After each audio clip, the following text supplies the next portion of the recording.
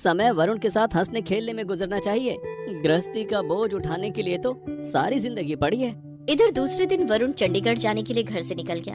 सबने खुशी खुशी, लेकिन ज्योत्सना ने नम आंखों से वरुण को विदा किया। मेरा दिल बहुत घबरा रहा है, न जाने क्यों आपको कहीं जाने देने का मन नहीं करता। चिंता मत करो ज्योत्सना, वहाँ पहुँचते ही मैं किराए पर एक कमरा ले लूंगा, फिर तुम्हें बुला लूंगा। वरुण चंडीगढ़ जाने के लिए घर से निकल गया और बस में जाकर बैठ गया।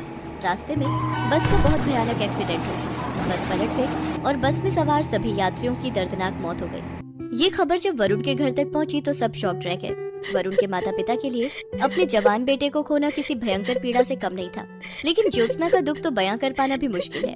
ज्योत्सना अंदर से टूट गई। वो अपने आप को संभाल नहीं पा रही थी। वो बहुत उदास रहने लगी और हर समय वरुण की यादों में खोई रहती।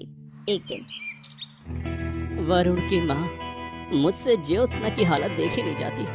वो वरुण को खोने के दुख से उबर नहीं पा रही है। वरुण हमारा इकलौता बेटा था, उसे खोने का दुख हमें भी कम नहीं है। सुभद्रा, हमारी उम्र अब हो चली है, लेकिन ज्योत्सना अभी बहुत छोटी है। उसकी उम्र ही क्या है, उसे अपनी जिंदगी जीने और हंसने खेलने का पूरा अधिकार है। आप क्या चाहते हैं? मैं चाहता हूँ कि हम ज्योत्सना की दूसरी शादी कर दें, लेकिन उससे पहले मैं उसे पढ़ाना चाहता हूँ। ठीक है, एक बार ज्योत्सना से भी इस बारे में बात कर लीजिए, मैं उसे बुला कर लाती हूँ। सुभद्रा देवी ज्योत्सना को बुलाने के लिए उसके कमरे में जाती हैं। वहाँ उन्होंने देखा कि ज्योत्सना बेहोश होकर जमीन पर गिरी हुई है।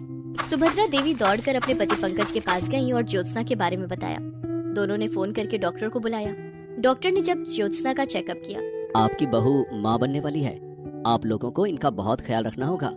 चिंता के कारण बच्चे की सेहत पर बुरा असर पड़ सकता है और बच्चा दिमागी रूप से कमजोर हो सकता है। डॉक्टर की बात सुनकर पंकज और सुभद्रा ने फैसला लिया कि वो ज्योत्सना को आके पढ़ाएंगे, ताकि ज्योत्सना का मन कहीं लगा रहे और वो खुश रह सके। पंकज ने ज्योत्सना का एडमिशन 12वीं कक्षा में करवा दिया। ज्योत्सना 12वीं की पढ़ाई करने लगी। सुभद्रा देवी उसके खाने पीने का बहुत ख्याल रखती। धीरे धीरे समय बीतता गया और 9 महीने बाद ज्योत्सना ने एक सुंदर सी बेटी को जन्म दिया। इसके साथ ही वो अपनी पढ़ाई भी करती रही। सुभद्रा देवी और पंकज अपनी पोती अनन्या को पाकर बहुत खुश थे। वे दोनों ज्योत्सना के साथ साथ अनन्या का बहुत ख्याल रखते। ज्योत्सना को लेकर सुभद्रा देवी के